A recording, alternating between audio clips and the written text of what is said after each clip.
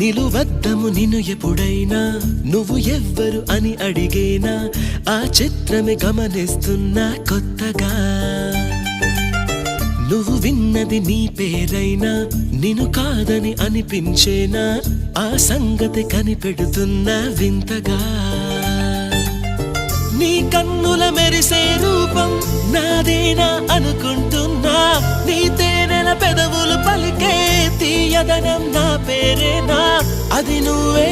అని నువ్వే చెబుతూ ఉన్నా